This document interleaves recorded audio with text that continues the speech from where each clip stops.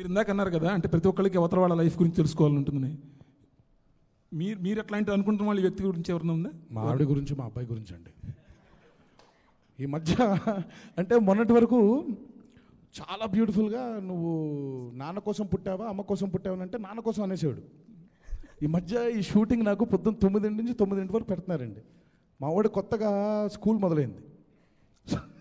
So పొద్దున్నే నేను 7ంటికి వెళ్ళిపోయే టైంకి లేవట్లేదు, వచ్చేసే టైంకి పడుకొని పోతున్నాడు. సో ఈ గ్యాప్ ఒకటి మొదలైపోయేసరికి ఇందాక కరెక్ట్గా ఇక్కడ రాబోతుంటే లేచాడు, నాన్న అను అరుపరిచి వచ్చాడు నా దగ్గరికి. సరే కూర్చొని నీకు నాన్న అంటే ఇష్టమా అమ్మ అంటే ఇష్టమా అంటే అమ్మ అనేసాడు. ఇది మనకి తెలియకుండా ఎలా జరిగింది? సో బేసిక్ ఇప్పుడు నాకు అర్జెంటుగా నేను వెళ్ళిపోయిన తర్వాత షూటింగ్కి మా ఆవిడ మా అబ్బాయి కూర్చొని ఏం చెప్తుంది. సో ఇప్పుడు మొత్తం మా అబ్బాయిని తన సైడ్కి తిప్పేసుకుంటుంటాను. సో అది నచ్చట్లేదు. వాళ్ళిద్దరు లైఫ్ని ఒకసారి ప్రైవేట్ లైఫ్లో ఒకసారి తొంగి చూద్దామని బాగా కోరిక ఉంది. వాళ్ళని ఏమైనా షోకి ఏమైనా తీసుకొస్తారా? అబ్బాయి is still a kid and Pranti is very busy with అబ్బాయి and I have no clue if they're going to come to the show or not.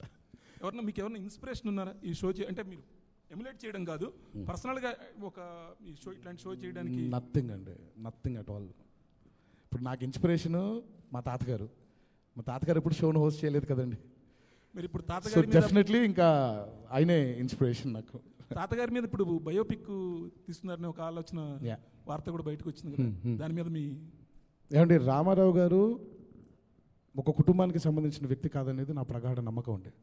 Ramarao గారు తెలుగు ప్రజల ఆస్తి, తెలుగు ప్రజల సొత్తు. రామారావు గారిని మనం ఎలా చూపించాలనుకుంటున్నాం, రామారావు గారి మీద ఏం చేద్దాం అనుకుంటున్నాం, అది తెలుగు వాళ్ళ మీద, అది పూర్తిగా తెలుగు వాళ్ళ ఆస్తి. సో తెలుగు ప్రజలందరూ కలిసి తీసుకున్న నిర్ణయం అయితే అసలు అంటే వర్మ గారు కొన్ని ఏదో కాంట్రవర్సీలు కూడా చూపిస్తాను అని చెప్పేసి అది వచ్చే వరకు ఆగదు అండి. నాకు కూడా పెద్ద దాని గురించి ఐడియా లేదు. బాబాయ్ మరి చేస్తారని కూడా ఒక ఆలోచన ఏంటి? బాబాయ్ కూడా ఒక దాని మీద, ఆ ప్రాజెక్ట్ మీద వర్క్ చేస్తున్నట్టుగా. బ్రహ్మాండం కదండి. Thank you so much. Chance వస్తే మీరు ఏదైనా ఒక దానిలో ఏదైనా చేయడానికి అవకాశం ఉందా?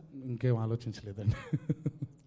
Thank you. అలోక్, సో అంటే కేబీసీ చూసుకుంటే you guys opted Nagarjuna garu and Chiranjeevi గారు.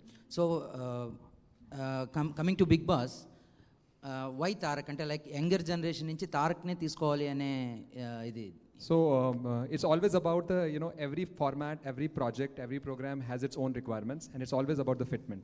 But I think in this case, when we met Tarak the first time, I think the magic happened.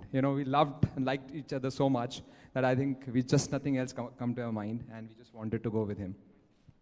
Thank you.